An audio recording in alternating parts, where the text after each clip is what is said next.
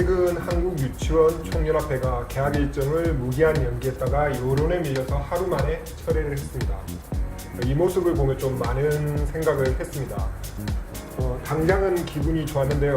그 승승장구하던 기득권이 목리를 부려도 시민이 흔들리지 않으면 이겨낼 수 있겠구나 그런 생각이 들었습니다. 하지만 어느 순간 좀 싸늘한 느낌도 들었습니다.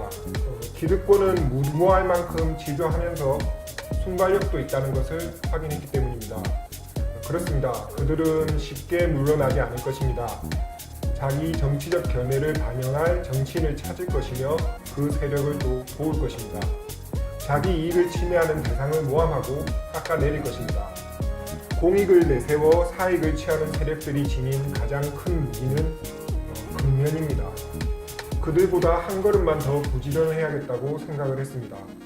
경남도민일보가 만드는 지역 친근 시사방송 맥도날드 13회 시작하겠습니다.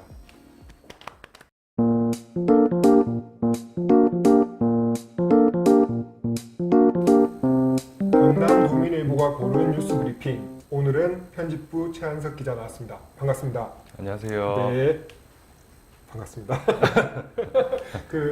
지난주 안 하는 동안에 네.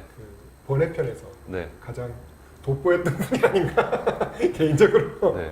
근데 녹음으로 듣는 목소리가 좀 낫던데요. 영상에 제 목소리가. 저는 별 차이 없다고 느끼긴 했는데 네. 그 목소리 좋긴 좋더라고요. 좀, 톤이. 예, 톤이 좀 좋았던 것 같습니다. 오늘 어떤 뉴스 준비하셨나요? 오늘은 대한민국 표범의 제후 호랑이는 아니고 표범. 표범입니다. 네.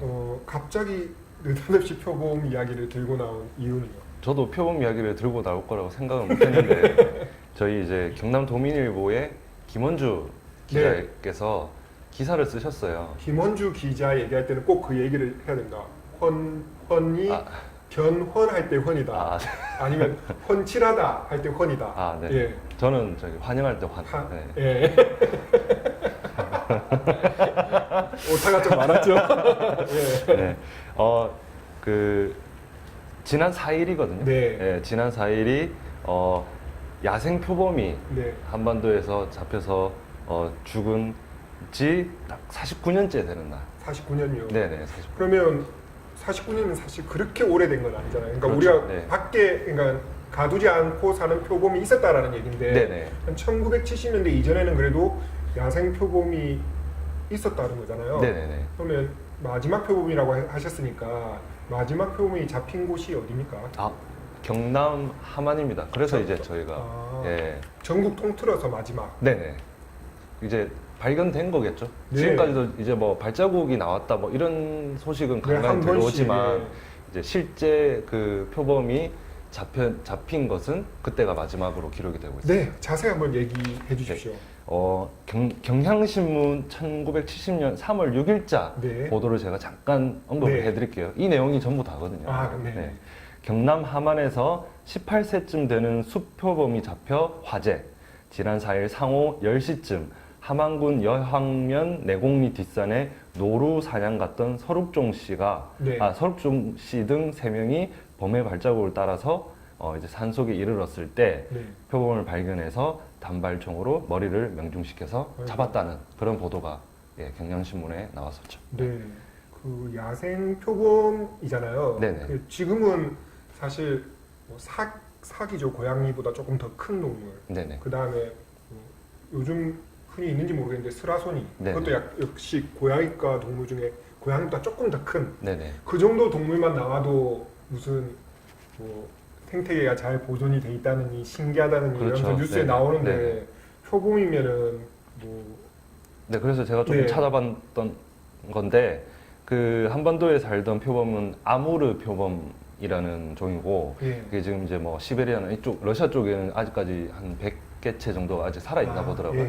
예. 그러니까 한반도 표범이라는 거는 사실상 우리의 표현이지. 따로 있는 건 아니네요. 예, 그 아무르 표범이라는 그 종의 그 하나죠. 네. 걔네들이 넘어온 거지. 그렇게 볼 수도 있겠죠. 네, 그렇게 봐야겠죠. 그렇고 호랑이, 사자 뭐 이런 이 고양이과 그쪽 속 관련된 그 개체 중에서는 조금 몸집이 가장 작아 한 4번째 정도 되는 네. 그런 게 이제 표범이다. 네. 예, 그렇게 나와 있더라고요. 그러면 그 마지막 표범이 경남에 있었을 정도면은 네네. 경남에 대체로 표범이 잘 많이 살았다라는 얘기인 것 같은데. 네, 그 이야기를 하려면 이제 일제 강점기로 거슬러 올라가는데 네. 일제 강점기 때만 해도 한반도에 이제 표범이 굉장히 많이 살았다고 해요. 네. 근데 이제 그때 일제가 해수구제 사업, 네. 네, 뭐 좀 유해 동물을 이제 처리를 한다는 뭐 이런 계획 때문에 20세기 초에 한반도에서 500마리 가까이가 사냥이 됐다고 해요. 네. 네, 그때에 남아있던 이제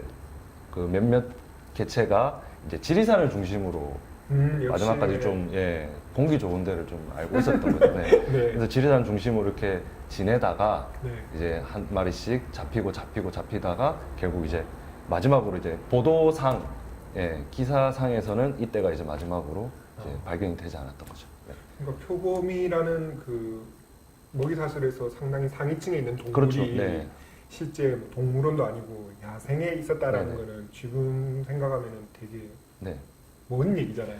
그러니까 이제 사자나 호랑이 같은 경우에는 좀 넓은 데에서 살아야 되는데 네. 표범은 이제 우리 뭐 예를 들어서 뒷산 같은 데서 살아도 이 음. 로젠트 무늬라고 하거든요. 표범의 네. 무늬. 그 무늬가 이제 나무나 이런 데 올라가 있으면 잘 안 보인다고 해요. 그래서 이제 클로킹 능력이 대단해서 얘들이 또 눈치가 좋다고 해요. 그래서 네. 사람을 대놓고 이렇게 물론 공격한 경우도 있지만 네. 대놓고 공격을 한다거나 하지 않고 눈치껏 이렇게 뒷산에서 이제 조용히 살아가던 그런 동물이었는데 이제 결국 이제 그저 그냥 육식동물 한 마리 이야기하면 뭐 그렇구나라고 생각할 수 있겠는데 제가 전에 그런 얘기를 한번 들었었거든요. 한 마을에 뭐 호랑이 한 마리가 산다는 것은 호랑이가 먹을 초식동물이 많다는 거고 그렇죠. 그리고 그 초식동물이 살기 위한 뭐 숲이나 나무나 뭐 열매가 풍족한다는 거고 그러니까 최상위 포식자가 있다라는 것은 그만큼 그 일대의 자연이 풍족해야만 가능하다라는 얘기를 듣고 그냥 육식동물 개체 하나가 없어진다 안 보이게 된다라는 게 단순히 그냥 그 개체만의 문제는 아니구나라는 생각이 들더라고요. 네.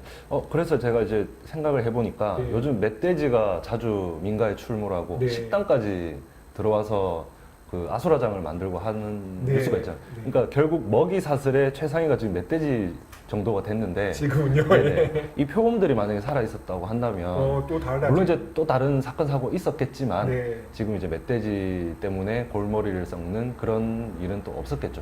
결국 대신 이제 표범 때문에 네, 그렇죠. 그러니까 결국 지금의 이런 일련의 사건과 사고들은 인간의 어떤 이런 그 먹이 사슬의 이런 그 연장선상에서 그런 데서 이제 오는 결과라고. 어쨌든 자연 개체라는 게 따로 독립되는 게 없고 서로 밀접하게 얽히고 설킨다라는 부분은 그냥 깊게 좀 생각해 볼 부분이 항상 있는 것 같더라고요. 그렇죠. 네.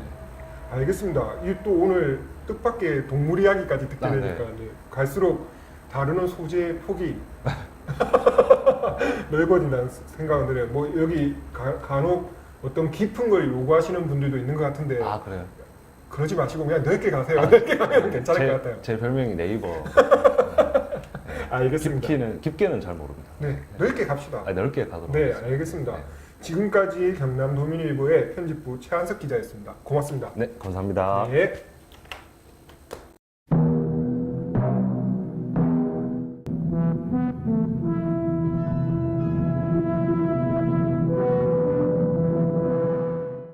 네, 주요 뉴스를 다루는 빅맥 시간입니다. 지난 8일 산업은행과 현대중공업이 대우조선해양 인수 본계약을 체결했습니다. 산업은행과 현대중공업은 이날 공동 발표문을 내놓았는데요. 이 발표문이 사탕발림이라는 지적을 받고 있습니다. 거제 지역을 담당하는 경남도민일보 이동열 기자 연결하겠습니다. 이동열 기자. 네, 안녕하십니까. 네, 반갑습니다. 먼저 제가 지난 과정을 아주 그냥 간단하게 정리를 해보겠습니다. 네, 부실 경영으로 망할 뻔한 대우조선해양을 막대한 세금을 들여서 가까스로 살려놓았고요.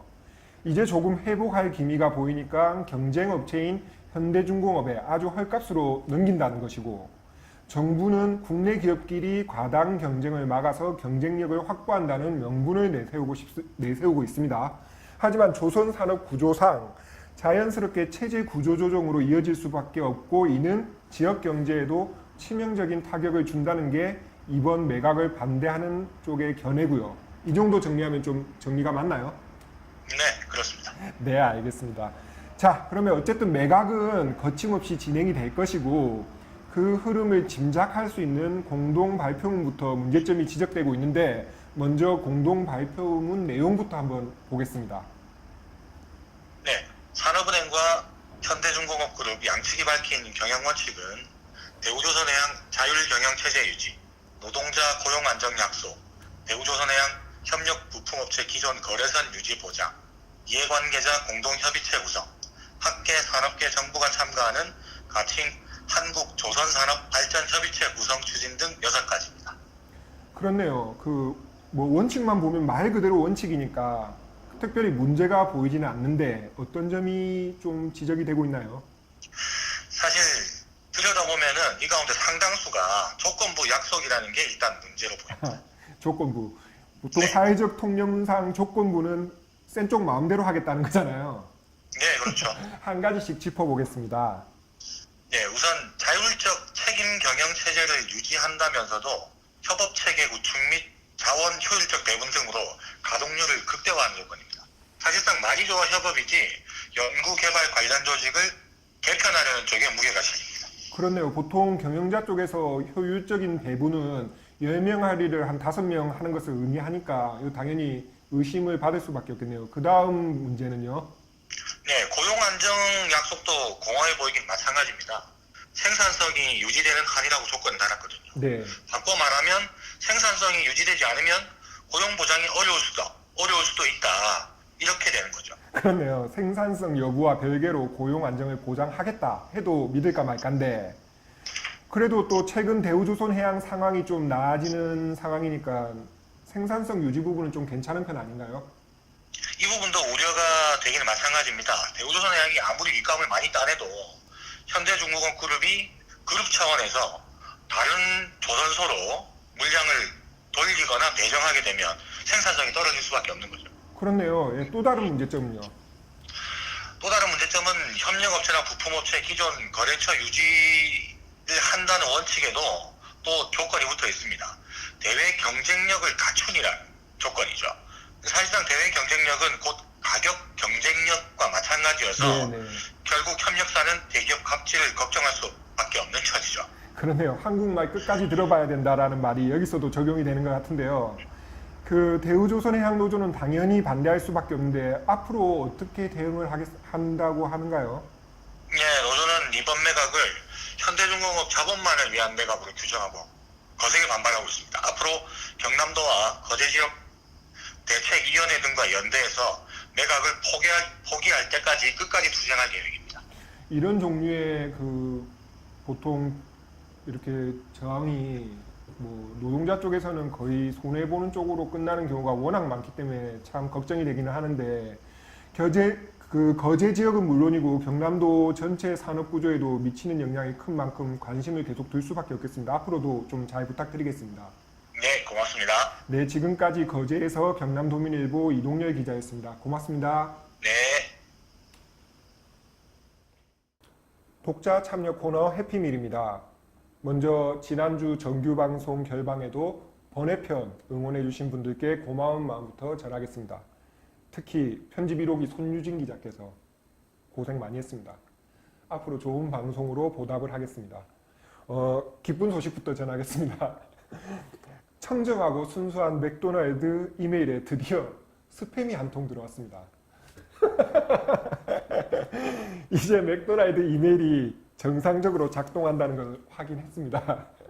스팸 메일을 보내주신 나즐라 모하메드 씨에게 감사드립니다. 저 맥도날드 제작진 고생 많아요 라는 제목으로 들어온 메일도 한 통 있습니다. 울컥했는데 아이들을 보니까 회사 부장님이시더군요. 그래서 좀 도로 다운됐습니다. 이분은 이런 이메일을 보내주시기보다 각종 장비 지원을 좀 해주셔야 될 분입니다. 앞으로 좀 잘 부탁드리겠습니다.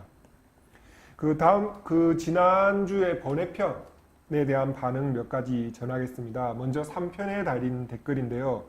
단도리 비디오님께서 최한석 기자에게 좀 더 다양한 표정을 주문했습니다. 이거 최한석 기자에게 그대로 전했습니다.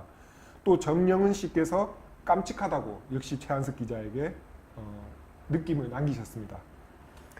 번외편 종합편에 TV봉님께서 제작진 고충이 느껴진다는 댓글을 남기셨는데요. 제가 아는 방송인 봉님이 맞으시다면 봉님이 하시는 방송 역시 흥해야 마땅하다고 생각합니다. 고맙습니다. 수줍고 내성적인 시청자 여러분들께 적극적인 참여 부탁드리겠습니다. 해피밀이 진짜 해피할 수 있도록 관심 부탁드리겠습니다. 오늘 방송은 여기까지 하겠습니다. 맥도날드 13회 마칩니다. 고맙습니다. 지역 시사 흐름의 맥을 도민일보가 날로 전해드립니다. 빠밤빰빰빰 맥도날드